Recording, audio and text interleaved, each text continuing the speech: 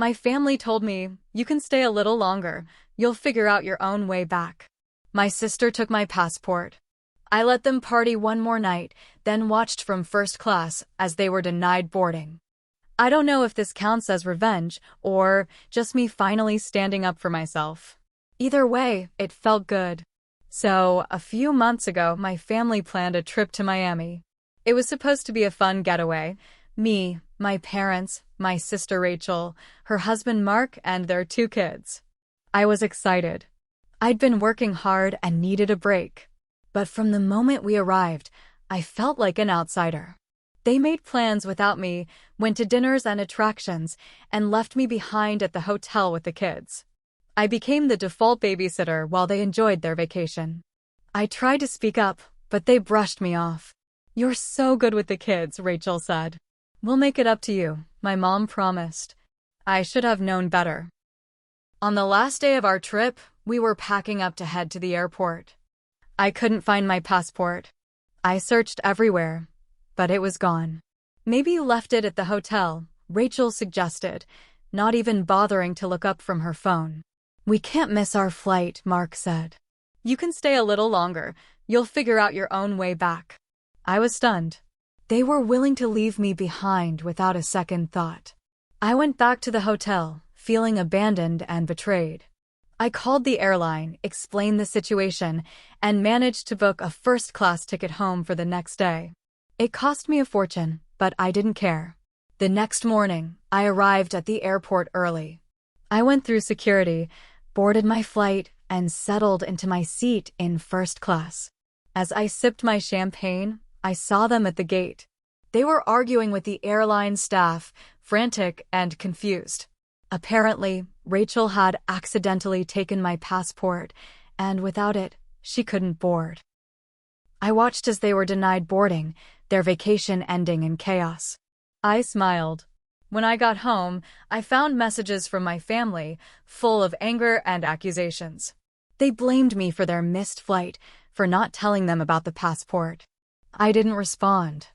I realized that I didn't need their approval or their company. I had taken care of myself, and I was proud of that.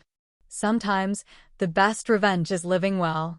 After I got back home, I stayed quiet for a couple days. I didn't answer their calls.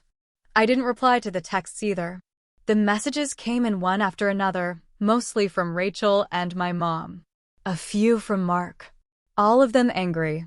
"Why didn't you say something? You knew I had your passport.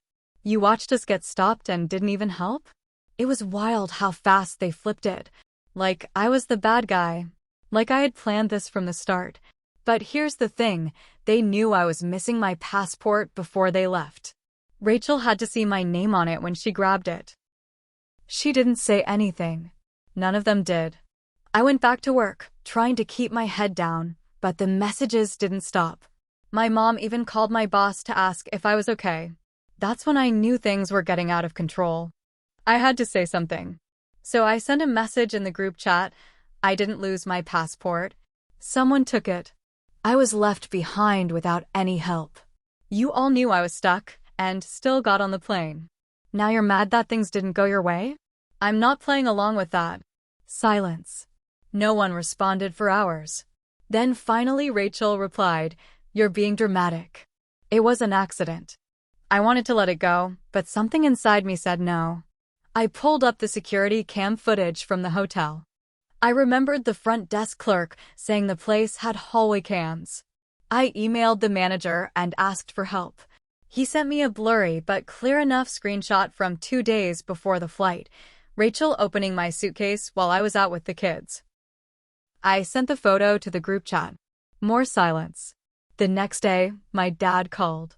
He was the only one who hadn't messaged me the whole time. He said, "You shouldn't have shared that photo." Rachel's upset. "You're making this worse." I told him. She made it worse when she opened my bag. He paused and then said, "This family is falling apart." I didn't say it out loud, but in my head I thought, maybe it should. Then came the real twist. 3 weeks later, I get a letter from a lawyer. Mark is suing me for emotional damages. I laughed out loud. Apparently, he claims I caused mental distress by not informing them about the missing passport and setting them up for public humiliation. You can't make this stuff up. At that point, I knew this was more than just a family spat. This was war. And I still had receipts. I didn't think the lawsuit would go anywhere. It sounded stupid on paper. Emotional distress? Over a passport mix-up they caused? But the moment I got served officially, I knew they were serious. I got a lawyer. Not because I was scared. I just wanted everything documented. The lawyer read over the letter, chuckled, and said, "They don't have a case. But we're going to respond the right way." So we did. Then, a week later, I got a call from Human Resources at my job. Someone had filed a complaint against me. An anonymous tip said I had violent outbursts and harassed family members while on vacation. It was laughable. I've worked at the same place for 6 years. Never even raised my voice. I told HR the situation, gave them the details, and shared the timeline. My boss backed me up completely, but the fact that they tried to mess with my job, that was new. That was low. I knew it had to be Rachel. So I did something I didn't want to do. I called our cousin Nina. She and Rachel used to be close, but they'd fallen out a year ago after some family drama. Nina still kept an eye on what went on in the group chats, though. She said, "Rachel's been telling everyone you're unstable. That you freaked out and tried to ruin their trip." Then she paused. "She's also saying you have issues with alcohol." I was stunned. I don't even drink. I have a mild allergy to alcohol. They all know that. This was deeper than I thought. Rachel wasn't just mad. She was trying to erase her part in it by wrecking my reputation. That's when I remembered something. 2 months before the trip, Rachel had asked me to co-sign a private loan for her. She and Mark were trying to flip a house in Orlando and needed cash. I said no. Politely, but firmly. They never mentioned it again. Now, suddenly, I was the villain. I called my lawyer and told her everything. She nodded slowly and said, "They might be trying to destroy your credibility in case you countersue. It's not just about the passport anymore."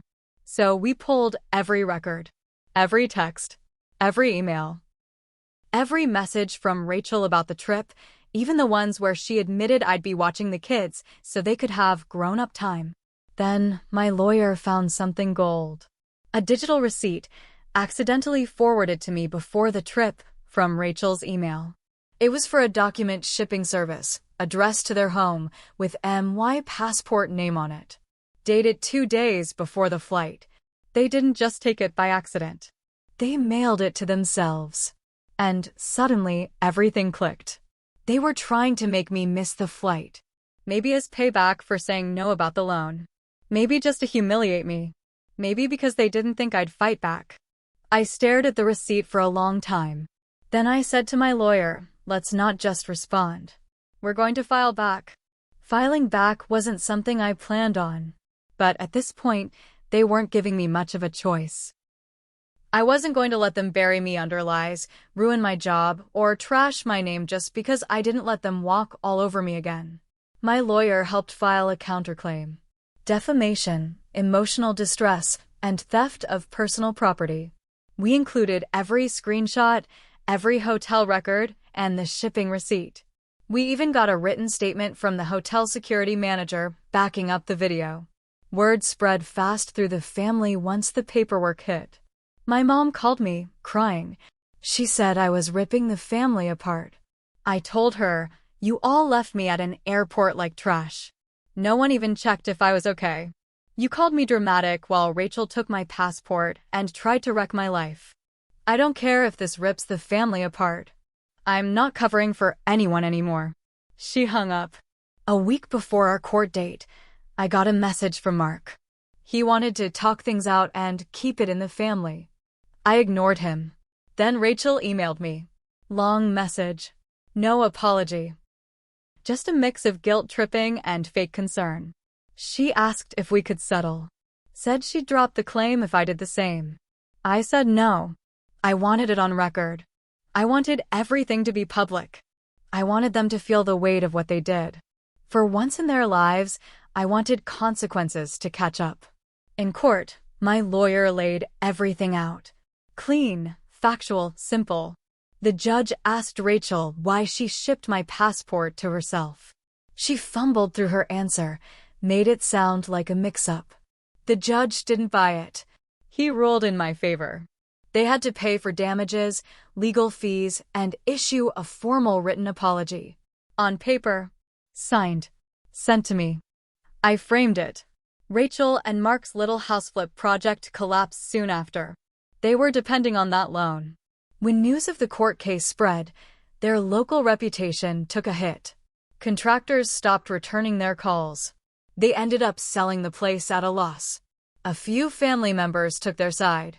That was expected. But more than I thought came to me privately and said they saw through it. That Rachel always played dirty. That they just never said anything before. I started going to therapy.